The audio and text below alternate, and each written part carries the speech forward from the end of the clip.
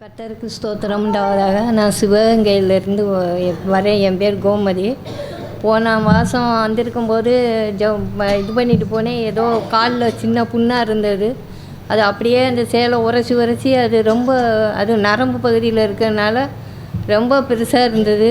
டாக்டர்கிட்ட போய் என்னத்துக்கு டாக்டர்கிட்ட போகாமல் பாஸ்டருக்கு ஃபோன் பண்ணி சொன்னேன். பாஸ்டர் சொன்னாங்க, எதுக்கும் ரத்த டெஸ்ட்டு எடுத்துக்கோங்கம்மா, சுகர் பாருங்கள் எவ்வளோ லெவலில் இருக்குன்னு அப்படின்னு சொன்னாங்க. சரின்னு பார்த்துக்கிறதுக்காக நான் போயிருந்தேன். போனவுடனே சாப்பிட்றதுக்கு முன்னாடி 197, சாப்பிட்டதுக்கப்புறம் 258 ஹையாக தான் இருந்துச்சு. ஆனால் நான் பயப்படலை.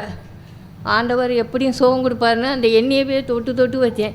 இருந்தாலும் அது அப்படியே ஆடுற மாதிரி இல்லை. சின்ன ஒரு டியூப் வாங்கினேன்.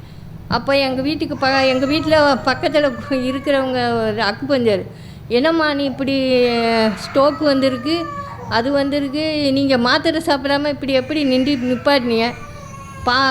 ஜெபம் பண்ணால் அதுக்காக நீங்கள் நிப்பாட்டுவேன். நான் ஜெபம் பண்ணியிருக்கேன், நம்பிக்கையாக இருக்கேன். ஆண்டவர் எனக்கு சுகம் கொடுப்பார். அப்படியே எடுத்துக்கிட்டாலும் ஆண்டவர் எடுத்துக்கிறட்டும், நான் கவலைப்படலை அப்படின்னு சொன்னேன். அது மாதிரி காலில் இருந்த புண்ணு ஆறிடுச்சு. ஆண்டவர் நல்ல சுகத்தை கொடுத்தாரு. அதுக்காக கோடான கோடி நன்றி தகப்பன். ஜெபிச்ச பிரதருக்கும் சிஸ்டருக்கும் ஜெபம்